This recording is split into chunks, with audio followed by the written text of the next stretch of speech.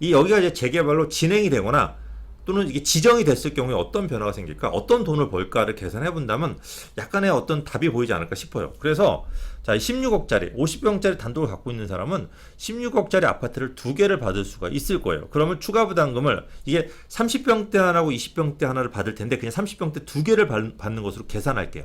왜냐면 수익은 비슷하거든요. 그래서 일단 32억이란 추가 부담금을 내야지 내가 아파트 두 채를 받을 수가 있고.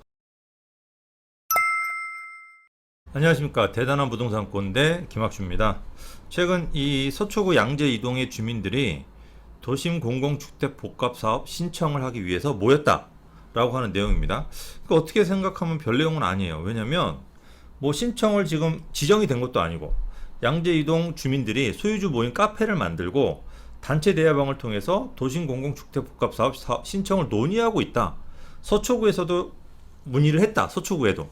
이게 왜 기사가 나올 내용일까요? 근데 이게 기사가 나온 부분에 대해 제가 한번 생각을 해보니까 이게 어떻게 보면 강남시장의 어떤 패러다임을 바꿀 수도 있겠구나 라고 해서 이렇게 강남에서 공공주도 복합사업에 대한 신청을 한 거에 대한 의미를 한번 살펴보고 그 다음에 중요한 거는 분명히 가격적인 부분이에요. 그러면 이렇게 이제 만약에 진행이 될 경우에 강남의 단독 가격, 빌라 가격은 어떤 식으로 바뀔 것이며 어떤 순서를 밟고서 올라가고 이게 실제로 거품인지 아닌지에 대한 걸 갖다가 오늘 한번 구체적으로 살펴보는 시간을 갖도록 하겠습니다. 자, 이제 시작하겠습니다. 자, 일단 양재 이동 2구역 공공개발 신청을 추진했다고 하는 내용입니다. 자, 이렇게 이제 이걸 보기 전에 먼저 재개발 종류를 한번 살펴보면은 두 가지가 있습니다.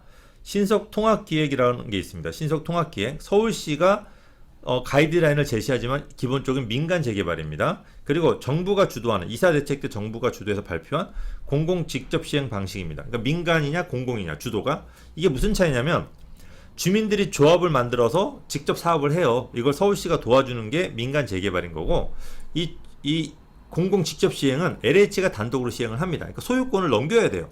그 주민들이 되게 부담이 되는 거죠. 그러다 보니까 대체적으로는 사람들이 민간 재개발을 조금 더 선호합니다. 그러고 이제 그게 안 될 경우는 공공 재개발로 가는데, 왜 거래도 마찬가지예요. 이 공공 직접 시행 방식은 거래가 잘 안 됩니다. 거래를 금지시켜죠. 근데 민간 재개발은 거래가 가능합니다.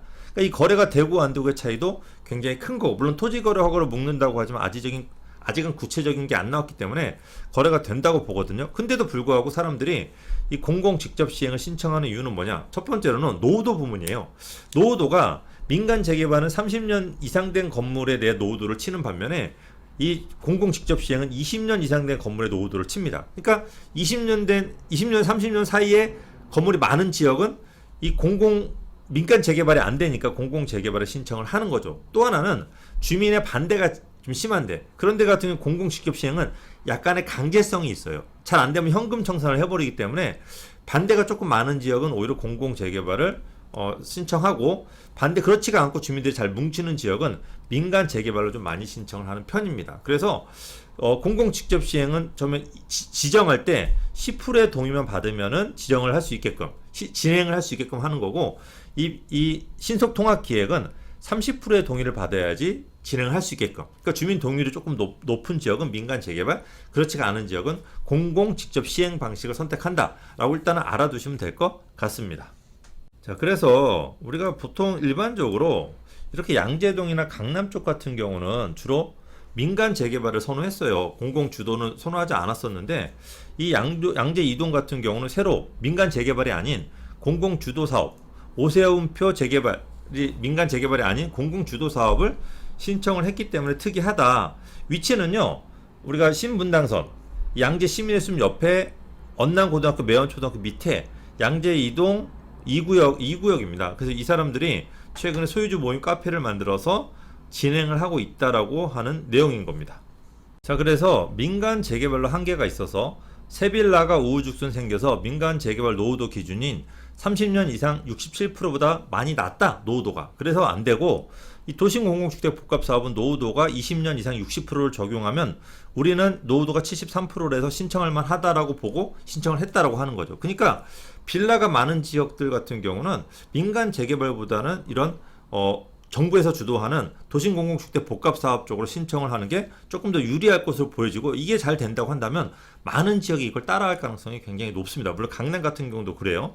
자, 대청마을에서도 이미 한번 신청을 했었는데 번번이 고배를 맞았어요. 그러니까 정부는 강남 쪽에 이런 공공개발 자체를 받아주질 않았어요. 그런데 그래서 요번에 과연 어떻게 될 것인가, 요거에 대해서 좀 많은 사람들이 이제 관심을 갖는 거죠. 그래서 강남권에서는 민간 재개발을 선호하고 공공에 대한 거부감도 있고요. 그래서 양재 이동 2구역이 실제 이사대책 후보지로 연결되려면 넘어야 될 산이 아직 남아 있다. 그러니까 사업 신청에 필요한 주민 동의율 10%도 아직 확정이 된 상태도 아니고, 이제 출발했으니까 나중에 주민 동의 67%를 받을 수 있을까? 강남에서는 공공 주도에 대한 선호도가 높지 않은데, 이거에 대한 부분들이 앞으로 어떻게 될지 여러분들이 지켜보실 필요가 있어요. 이렇게 선호도가 낮음에도 불구하고 강남에서 이렇게 신청을 했고, 이게 잘 될 수도 있다라고 저는 판단을 해요. 그 이유가 뭐냐면 그 금액적인 부분이 분명히 있는 겁니다. 예를 들어서 양재 이동 이 지역이 앞으로 재개발로 진행이 되면은 어떻게 될까요? 일단 아파트 가격을 보게 되면은 그냥 노멀하게 30평대 기준으로 했을 때 한 25억짜리 아파트가 나올 것으로 보여지고 있고, 25억이면은 이제 분양가 상한제가 70%를 적용한다고 한다면 30평대를 18억에 분양할 가능성이 높아요. 그러면 이걸 조합원 분양가는 한 16억 정도가 될 수 있을 것 같아요. 그러면 자, 우리가 거기에 이제 50평짜리 단독을 갖고 있는 사람과 대지집은 8평짜리 빌라를 갖고 있는 사람의 이제 사업성이 어떻게 바뀌냐, 가격이. 이렇게 50평짜리가 현재 평당 거의가 6천만 원이라고 가정을 한다면, 가정이에요. 현재 단독 가격이 30억이 되는 겁니다. 시세가. 이게 아마 노멀할 겁니다. 그 다음에 8평짜리 빌라가 예를 들어서 6억 정도, 좀 싸게 봐서 6억 정도 시세를 본다고 한다면, 자, 30억과 6억짜리 빌라를 갖고 있는 사람이 여기가 이제 재개발로 진행이 되거나 또는 이게 지정이 됐을 경우에 어떤 변화가 생길까, 어떤 돈을 벌까를 계산해 본다면 약간의 어떤 답이 보이지 않을까 싶어요. 그래서 자, 16억짜리 50평짜리 단독을 갖고 있는 사람은 16억짜리 아파트를 2개를 받을 수가 있을 거예요. 그러면 추가 부담금을, 이게 30평대 하나고 20평대 하나를 받을 텐데 그냥 30평대 2개를 받는 것으로 계산할게요. 왜냐면 수익은 비슷하거든요. 그래서 일단 32억이란 추가 부담금을 내야지 내가 아파트 2채를 받을 수가 있고, 이거에 대해서 감정평가 평당 6천인데 5천 정도의 감정평가를 받을 수 있다고 한다면 25억 정도의 감정평가를 받을 수가 있는 겁니다. 그러면 추가 부담금을 약 7억을 더 내야지 내가 아파트를 받을 수가 있고, 자, 이 50평 단독 가지고, 이 30억짜리 50평 단독 가지고 있는 사람은 이 37억이란 돈을 내게 되면은 25억짜리 아파트 2개, 약 50억 정도의 수익을 볼 수가 있습니다. 그러니까 13억 정도의 차익을 볼 수가 있기 때문에, 이게 만약에 추진하는 것 자체만으로도 30억으로 파는 것보다는 한 3, 4억을 더 아마 얹어서 팔 수가 있을 거예요.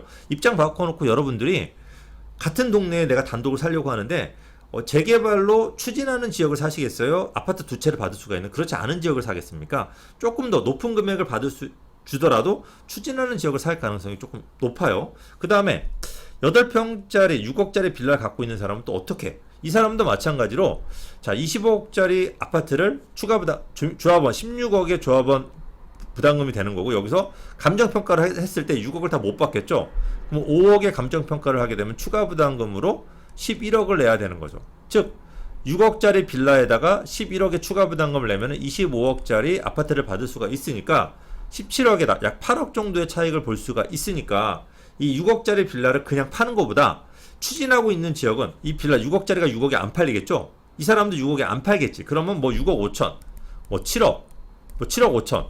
그러니까 추진하는 것만으로도 뭐 5천, 1억이 붙어서 아마 거래가 될 가능성이 높아요. 물론 지정되면은 뭐 10억이나 뭐 11억이 되겠지만 아직 지정된 상태가 아니니까 추진하는 것만으로도 이렇게 바뀌는, 이런 식으로 변화가 일어나기 때문에 여러분들이 만약에 이 지역 재개발을 추진해서 이렇게 금액이 올라가면서 파는 거를 보신다고 한다면 대부분의 주민들은 이런 식으로 추진할 가능성이 굉장히 높습니다. 자, 이거에 대해서 자, 어떤 분들은 이게 이렇게 진짜로 이렇게 되겠습니까? 이렇게 진행이 된다고 해서 뭐 진짜로 지정이 안 되고 이게 그냥 분위기만으로 끝나는 거 아닙니까? 할 수 있는데, 이런 분위기만으로도 가격이 올라간다고 한다면 대부분의 지역이 이렇게 추진을 할 거고, 실제로 이렇게 지금 많이들 하려고 지금 진행을 하고 있습니다. 자, 다음 기사를 보시게 되면은 이게 어떤 식으로 분위기가 가고 있는지를 아마 알 수가 있을 겁니다.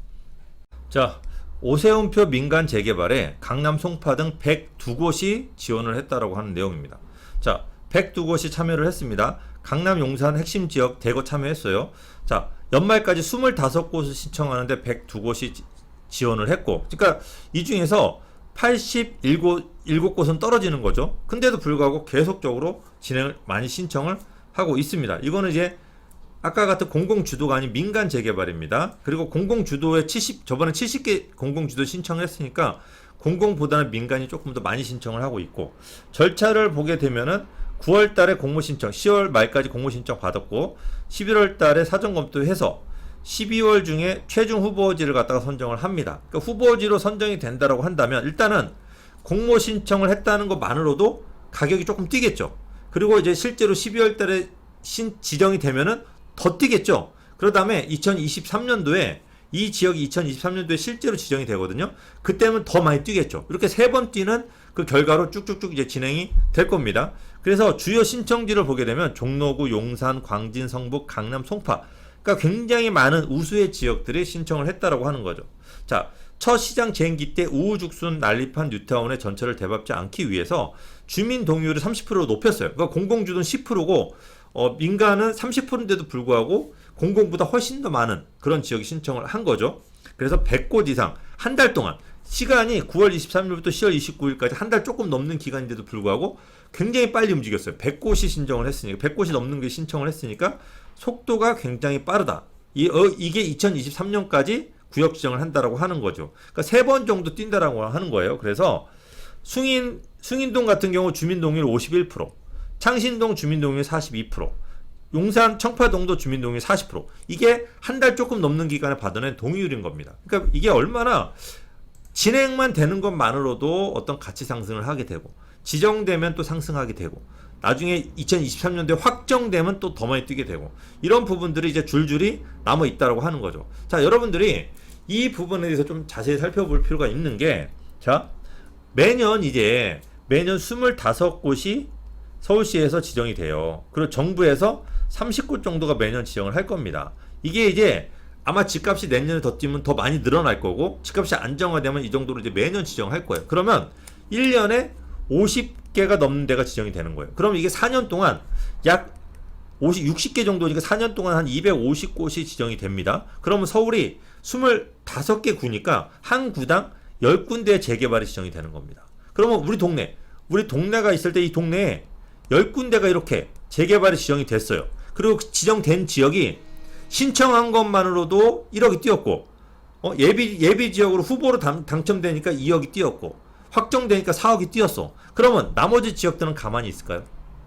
나머지 지역들 마치 신청하는 게 마치 유행처럼 번질 거예요. 그러니까 이번에는 100곳이 신청했지만 내년에는 150곳, 그 후년엔 200곳. 그러니까 이제 서울의 웬만한 지역들이 재개발로 신청을 하면서 이런 분위기로 가는 거죠. 이게 실제 재개발로 이어지면서 아파트로 바뀌고, 아파트가 실제로 바뀌고, 이게 얼마나 될지, 얼마나 확률 될지는 저는 모르겠어요. 이것까지 계산하면 너무 머리 아프고, 실제로 안 될 거라고 생각하고 가만히 있다라고, 누가 아무것도 안 하고 가만히 있으면은 이게 재테크가 되질 않는 거죠. 이게 무슨 얘기냐? 이거는 어떻게 보면 큰 흐름이라는 거죠. 아파트 가격이 25억에서 23억으로 떨어지더라도,